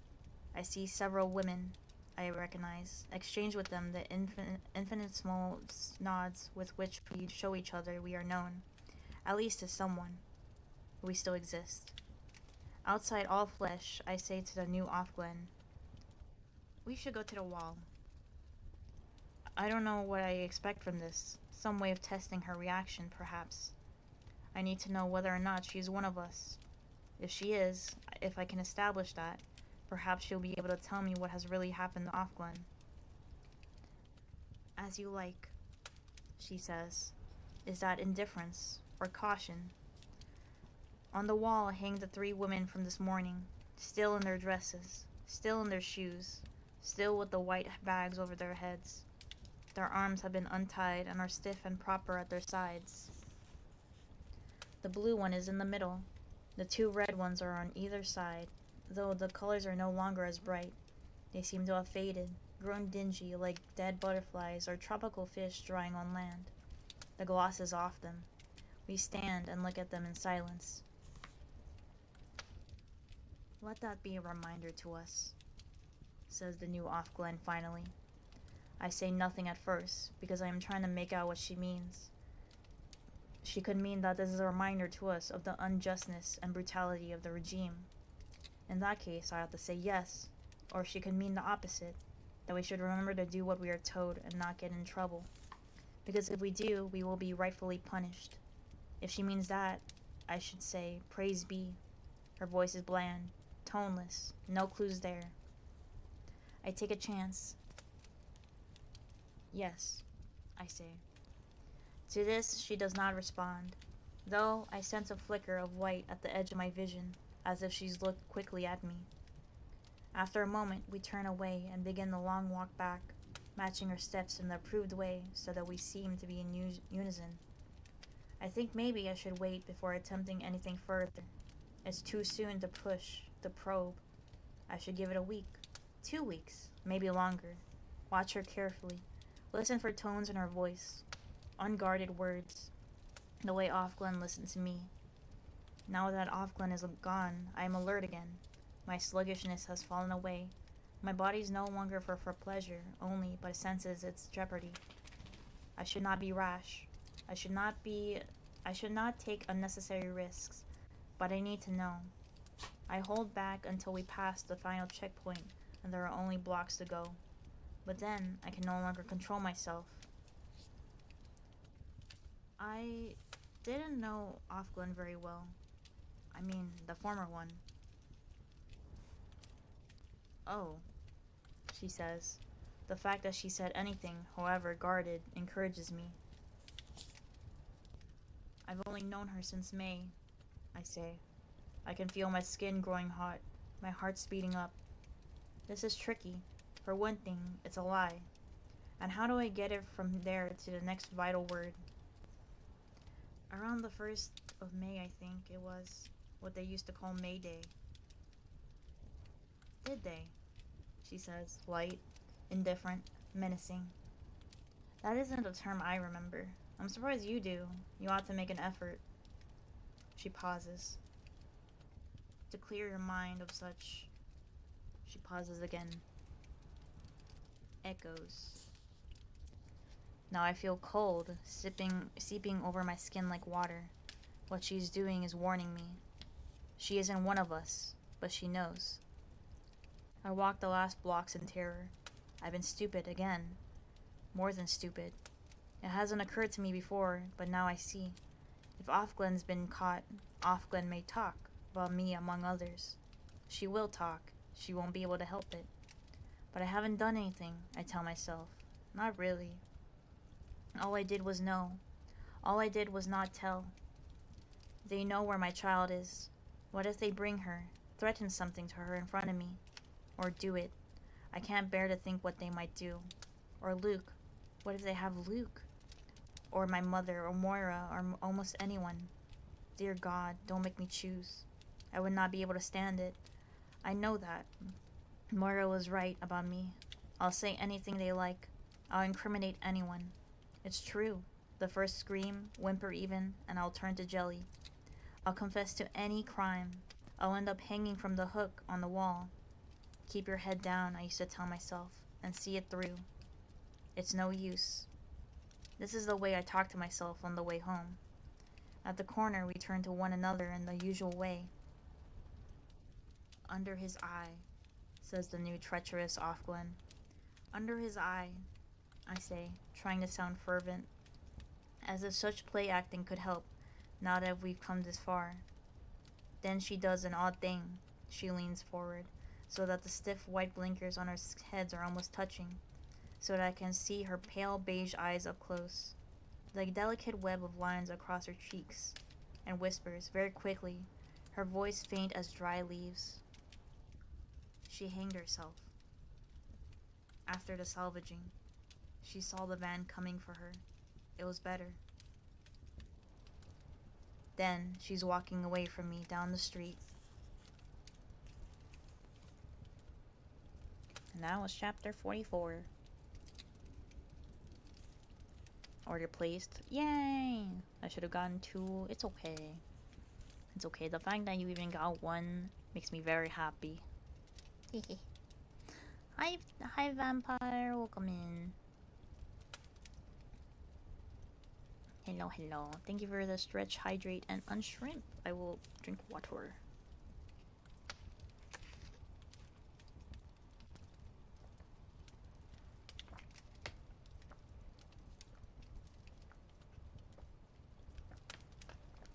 Sorry, my dog is like looking at me weird. There was more thunder while I was reading, and so he's like very nervous again. He's very nervous again. Yeah. Once I finish reading, I'll probably won't be on for too much longer. I do have stuff to do after this, so. Wow. Yeah. But thank you guys. Thank you in advance for listening to me read The Handmaid's Tale. Like I said, I'll probably like cut this up and stitch all the reading together so people who watch the VODs won't have to bother with like listening to me talk in between each chapter. or like at the beginning of like the stream or like the ending and stuff. So it's more audio booky and whatnot. Oh, it's raining again. It's raining again. I can hear the rain pouring again. Okay. Okay, let's continue with reading chapter 45. I stand a moment, emptied of air, as if I've been kicked. So she's dead, and I am safe, after all. She did it before they came. I feel a great relief. I feel thankful to her. She has died that I may live. I will mourn later. Unless this woman is lying, there's always that. I breathe in, deeply, breathe out, giving myself oxygen. The space in front of me blackens, then clears. I can see my way. I turn, open the gate. Keeping my hand on it a moment to steady myself, walk in. Nick is there, still washing the car, whistling a little. He seems very far away. Dear God, I think, I will do anything you like. Now that you let me off, I'll obliterate myself, if that's what you really want. I'll empty myself, truly, become a chalice. I'll give up Nick. I'll forget about the others. I'll stop complaining. I'll accept my lot. I'll sacrifice. I'll repent. I'll abdicate. I'll renounce. I know this can't be right, but I think it anyway. Everything they taught at the Red Center, everything I've resisted, comes flooding in. I don't want pain. I don't want to be a dancer. My feet in the air, my head a faceless oblong of white cloth. I don't want to be a doll hung up on the wall. I don't want to be a wingless angel. I want to keep on living in any form. I resign my body freely to the uses of others. They can do what they like with me. I am abject. I feel, for the first time, their true power. I go along past the flower beds, the willow tree, aiming for the back door. I will go in. I will be safe. I will fall on my knees in my room, gratefully breathe in lungfuls of the stale air, smelling of furniture polish. Serena Joy has come out of the front door. She's standing on the steps. She calls to me. What is it she wants? Does she want me to go into the sitting room and help her wind gray wool? I won't be able to hold my hand steady. She'll notice something. But I walk over to her anyway, since I have no choice. On the top step, she towers above me. Her eyes flare, hot blue against the shriveled white of her skin. I look away from her face, down at the ground, at her feet, the tip of her cane. I trusted you, she says. I tried to help you. Still, I don't look up at her. Guilt pervades me. I've been found out, but for what? For which of my many sins am I accused? The only way to find out is to keep silence. To start excusing myself now for this or that would be a blunder. I could give away something she hasn't even guessed. It might be nothing. It might be the match hid in my bed. I hang my head. Well, she asks. Nothing to say for yourself. I look up at her. About what? I manage to stammer. As soon as it's out, it sounds impudent. Look, she says. She brings her free hand from behind her back. It's her cloak she's holding. The winter one. There was lipstick on it, she says. How could you be so vulgar? I told him. She drops the cloak. She's holding something else, her hand all bone. She throws down that as well. The purple sequins fall, slithering down over the step like snakeskin, glittering in the sunlight. Behind my back, she says. You could have left me something. Does she love him after all? She raises her cane. I think she's going to hit me, but she doesn't. Pick up that disgusting thing and get to your room. Just like the other one. A slut. You'll end up the same. I stoop. Gather. Behind my back, Nick has stopped whistling. I want to turn, run to him, throw my arms around him. This would be foolish. There's nothing he can do to help. he too would drown. I walk to the back door, into the kitchen, sit down my basket, go upstairs. I am orderly and calm. That's the end of that chapter. We are at chapter 15? Or no, not chapter 15, section 15. And I think this is the last chapter itself. Yeah. This is the last few pages. Okay. Let's finish it up. I sit in my room as the window. Oh god. Start over. I sit in my room at the window, waiting. In my lap is a handful of crumpled stars. This could be the last time I have to wait, but I don't know what I'm waiting for. What are you waiting for? They used to say. That meant, well, hurry up.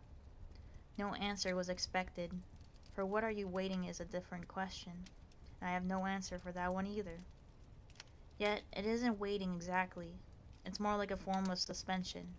Without suspense, at least, alas, there is no time. I am in disgrace, which is the opposite of grace. I ought to feel worse about it. But I feel serene, at peace, pervaded with indifference. Don't let the bastards grind you down. I repeat this to myself, but it conveys nothing, you might as well say. Don't let there be air, or don't be. I suppose you could say that. There's nobody in the garden. I wonder if it will rain. Outside, the light is fading. It's reddish already. Soon it will be dark. Right now, it's darker. That didn't take long. There are a number of things I could do. I could set fire to the house, for instance. I could bundle up some of my clothes and the sheets and strike my one hidden match.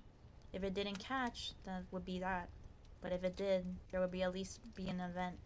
A signal of some kind to mark my exit. A few flames easily put out. In the meantime, I could let loose clouds of smoke and die by suffocation. I could tear my bedsheet into strips and twist it into a rope of sorts and tie one end to the leg of my bed and try to break the window, which is shatterproof. I could go to the commander, fall to the floor, my hair disheveled as they say, grab him around the knees, confess, weep, implore. Noli te bastardis corporandorum, I could say. Not a prayer. I could visualize his shoes, black, well-shined, impenetrable, keeping their own counsel. Instead, I could noose the bedsheet around my neck, hook myself up in the closet, throw my weight forward, choke myself off. I could hide behind the door, wait until she comes, hobbles along the hall, bearing whatever sentence, penance, punishment, jump out at her, knock her down, kick her sharply and accurately in the head, to put her out of her misery, and myself as well, to put her out of our misery. It would save time. I could walk at a steady pace down the stairs and out the front door, and along the street, trying to look as if I knew where I was going, and see how far I could get. Red is so visible. I could go to Nick's room, over the garage, as we have done before. I could wonder whether or not he would let me in, give me shelter, now that the need is real. I consider these things idly. Each one of them seems the same.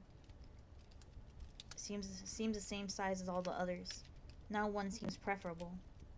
Fatigue is here, in my body, in my legs and eyes. That is what gets you in the end. Faith is only a word, embroidered. I look out at the dusk and think about its being winter, the snow falling, gently, effortlessly, covering everything in soft crystal, the mist of moonlight before a rain, blurring the outlines, obliterating color. Freezing to death is painless, they say, after the first chill. You lie back in the snow like an angel made by children and go to sleep. Behind me, I feel her presence, my ancestress, my double turning in midair under the chandelier in her costume of stars and feathers. A bird stopped in flight, a woman made into an angel waiting to be found. By me this time. How could I have believed I was alone in here? There were always two of us. Get it over, she says. I'm tired of this melodrama. I'm tired of keeping silent. There's no one you can protect. Your life has value to no one. I want it finished. As I'm standing up, I hear the black van. I hear it before I see it, blending with the twilight. It appears out of its own sound like a solidification, a clouding of the night. It turns into the driveway, stops. I can just make out the white eye, the two wings. The paint stops. The paint must be phosphorescent. Two men detach themselves from the shape of it, come up from the front steps, ring the bell. I hear the bell toll, ding-dong, like the ghost of cosmetics woman down in the hall. Worse is coming then. I've been wasting my time. I should have taken things into my own hands while I had the chance. I should have stolen a knife from the kitchen, found some way to the sewing sisters. There were the garden shears, the knitting needles. The world is full of weapons if you're looking for them. I should have paid attention. But it's too late to think about that now. Already their feet are on the dusty rose carpeting of the stairs. A heavy muted tread, pulse in the forehead. My back's to the window. I expect a stranger, but it's Nick who pushes open the door, flicks on the light. I can't place that, unless he's one of them. There is always that possibility. Knock. Nick, the private eye. Dirty work is done by dirty people. You shit, I think. I open my mouth to say it, but he comes over close to me, whispers. It's all right. It's Mayday. Go with them. He calls me by my real name. Why should this mean anything? Them? I say. I see the two men standing behind him, the overhead light in the hallway making skulls of their heads. You must be crazy. My suspicion hovers in the air above him, a dark angel warning me away. I can almost see it. Why shouldn't he know about Mayday? All the eyes must know about it. They'll have squeezed it, crushed it, twisted it out of enough bodies, enough mouths by now. Trust me, he says, which in itself has never been a talisman, carries no guarantee. But I snatch at it, this offer. That's all I'm left with. One in front, one behind. They escort me down the stairs. The pace is leisurely. The lights are on. Despite the fear, how ordinary it is. From here, I can see the clock. It's no time in particular. Nick is no longer with us. He may have gone down the back stairs, not wishing to be seen. Serena Joy stands in the hallway, under the mirror, looking up, incredulous. The commander is behind her. The sitting room door open. His hair is very gray. He looks worried and helpless, but already withdrawing from me, distancing himself. Whatever else I am to him, I am also at this point a disaster. No doubt they've been having a fight about me. No doubt she's been giving him hell. I still have it in me to feel sorry for him. Moira's right. I am a wimp. What has she done? Says Serena Joy. She wasn't the one who called them then. Whatever she had in store for me, it was more private. We can't say, ma'am, says the one in front of me. Sorry. I need to see your authorization, says the commander. You have a warrant? I could scream now, cling to the banister, relinquish dignity. I could stop them, at least for a moment. If they're real, they'll say. If not, they'll run away, leaving me here. Not that we need one, but all is in order, says the first one, again. Violation of state secrets. Commander puts his hand to his head. What I've been saying, and to whom, and which one of his enemies has found out. Possibly, he will be a security risk, now. I'm above him, looking down. He is shrinking. There have already been purges among them. There will be more. Serena Joy goes white. Bitch, she says. After all he did for you.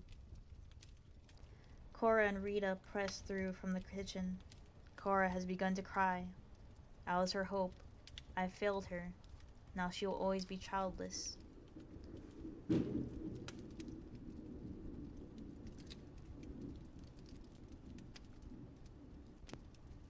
Damn. The van waits in the driveway. Its double doors stand open. The two of them, one on either side now, take me by the elbows to help me in. Whether this is my end or a new beginning, I have no way of knowing. I have given myself over into the hands of strangers because it can't be helped. And so I step up into the darkness within, or else the light. And that is the end of The Handmaid's Tale. Also, I'm sorry for that loud sound. That was thunder. I think lightning just hit somewhere. Also, my dog's like looking at me with that look. Like I said, he's looking at me weird. Wow. But yeah, we finished The Handmaid's Tale. Yippee! We finally read through all of it. All the streams. Yippee, yippee, yippee.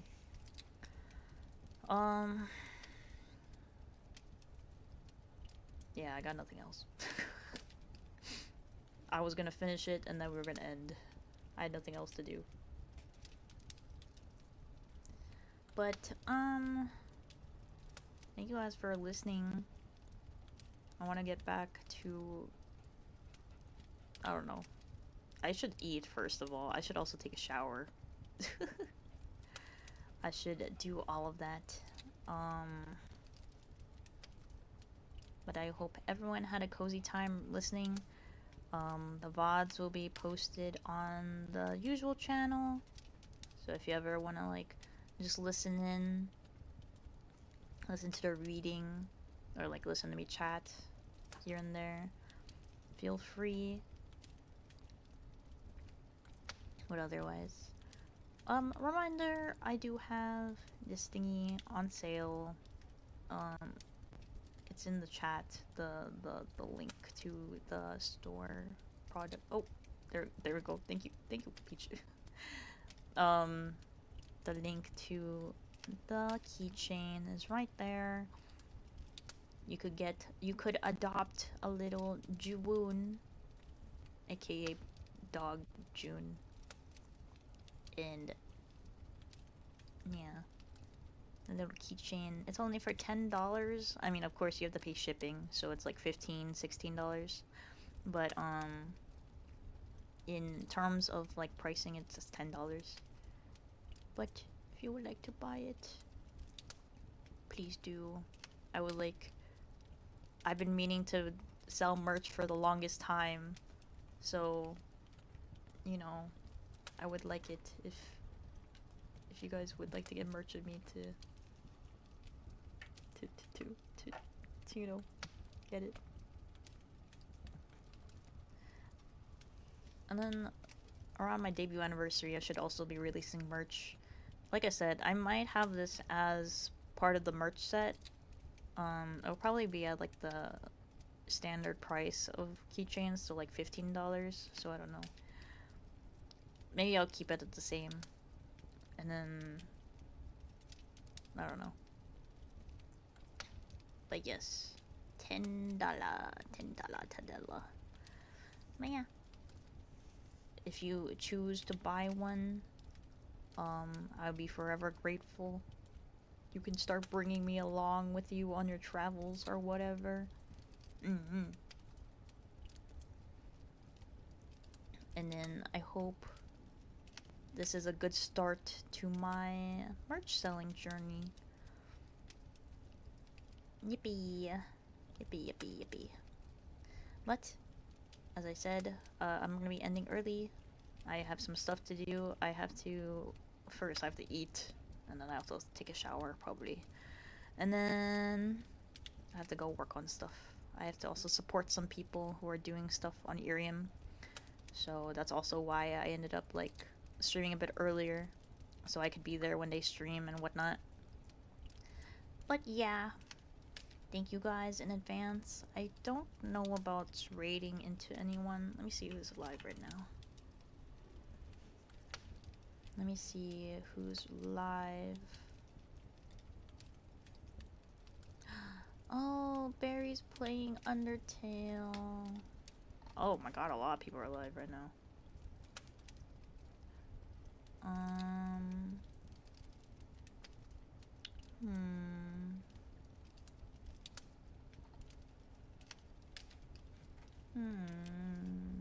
Oh, Haka is streaming. My friend is playing Undertale though.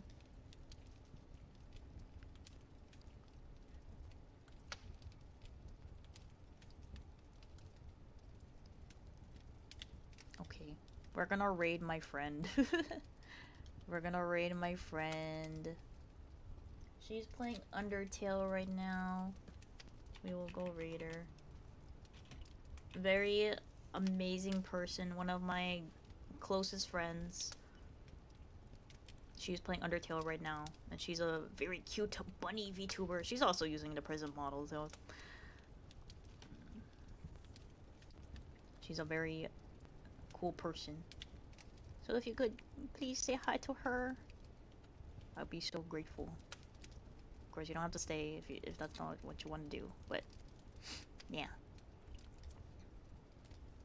But thank you guys for coming, for listening to my stream, for listening to me read. Like I said, VOD will be posted, and also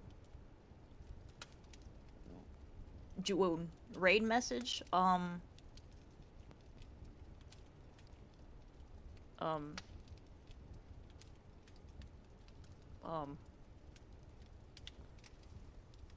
Flush raid. That's it. That's it. Flush raid. Flesh raid. That's it. That's all. Okay. Oh. Okay, that's yeah, that's one message. That's you took my message and made it way cooler. Okay, that's fine. Yeah, that's fine. You can use that. Okay, but the raid is about to go. I will see you guys later. Thank you guys for coming. Bye bye bye. Bye bye. Have a good rest of your night or day, guys. Bye bye.